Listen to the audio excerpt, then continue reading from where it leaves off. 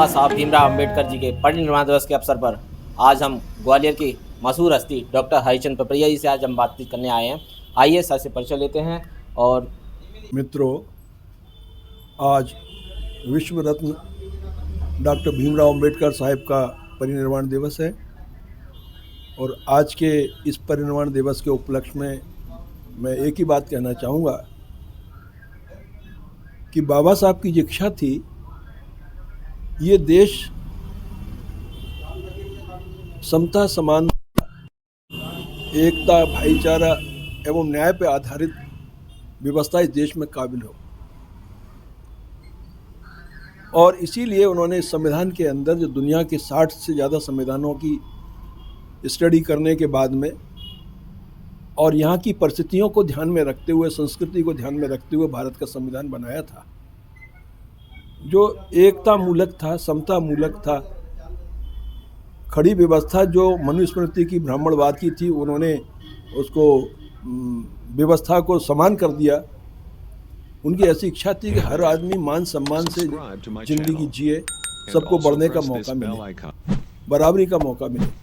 इसलिए बाबा साहब को जो लोग जय भीम बोलते हैं, बाबा साहब इसका विरोध करते थे। एक बारी घटना सुनाऊं कि बाबा साहब जब न्याय मंत्री थे, कानून मंत्री थे भारत के, तो वो सवेरे अखबार पढ़ रहे थे, तो एक 10 जब अखबार सामने लेके पढ़ रहे थे और बेंत बगल से रखी थी, उनके नीचे से पैरों में सैंडल थी, तो लोग आके उनके पैर छूने लगे।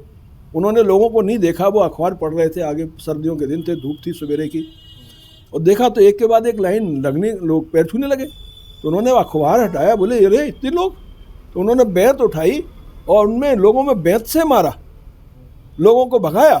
बोले ये क्या कर रहे हो तुम लोग पैर छू रहे हो, इससे तुम्हारा क्या भला होगा? इससे अच्छा जिस व्यवस्था के खिलाफ काम करे तो वो उसी में काम कर रहे हैं। जी, इसलिए बाबा साहब ने कहा कि तुम यदि अपना भला चाहते हो तो मैंने जो साहित्य लिख के छोड़ा है, इस साहित्य को पढ़ो, तो तभी तुम्हारा भविष्य निर्माण होगा, देश का निर्माण होगा। तो बाबा साहब ये चाहते थे कि देश बौद्धमय बने, नैतिकतावान बने, चरित्रवान बने। ये मैंने अभी कहा, उसका कारण ही यही है। शासक वर्ग इस देश के लोगों को भुखमरी के कगार पर लाना चाहता है, उसने ला भी दिया है। एक तरफ कहा जा रहा है कि देश की जीडीपी बढ़ रही है। ऐसे कैसी जीडीपी बढ़ रही है कि लोगों की परचेजिंग पावर खत्म हो गई है, लोग भुखमरी के शिकार होने लगे हुए हैं, गरीबी रेखा के नीचे आ रहे हैं, कुपोषण बढ़ रहा है, बच्चों की डेथ रेट बढ़ रही है, इन्फेंट्स डेथ रेट बढ़ रही है और माल न्यूट्रिशन फैल रहा है। तो क्या विकास है? बड़े लोगों के विकास है, अमीर अमीर हो रहे हैं, छोटे गरीब हो रहे हैं। अभी बीच में जैसी चर्चा चली थी, अडानी अंबानी जी, क्या इन्होंने ऐसा काम किया कि ये अरबपति खरबपति बन गए, जबकि लोगों को रोजगार नहीं है, रोजगार खत्म करके बन रहे हैं। इसलिए ये सब लोगों को समझने की ज़रूरत है। इस देश को यदि सोने की चिड़िया बनाना है, फिर से इस देश को विश्वगुरु बनाना है, तो निश्चित तौर पर इस देश के अंदर बाबा साहब के संविधान के मुताबिक देश चलेगा तो निश्चित होगा। ये बड़ा अजीब देश है।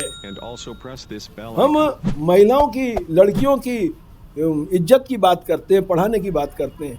ये अजीब देश इसलिए है कि हम महिलाओं को निवस्त्र कर रहे हैं, घुमा रहे हैं, पत्थर की मूर्तियों को तो हम सजा रहे हैं, और सचमुच की सजीव देवियां हैं, जो लड़कियां हैं, महिलाएं हैं, बच्चियां हैं, उनके संग में बलात्कार हो रहे हैं, निवस्त्र कर रहे हैं। बहुत बड़ी बात। किसी अकल है इन लोगों की मारी है कि नदी में पानी के अंदर साड़ियाँ डालते हैं। गंगा नदी है, यमुना नदी है, ये नर्मदा है, तरह कृष्णा है, उनमें तो साड़ियाँ डाल रहे हैं, और जो लोग बिना कपड़े के एक साड़ी में लोग जिंदगी कर रहे हैं, फटे कपड़े पहन रहे हैं।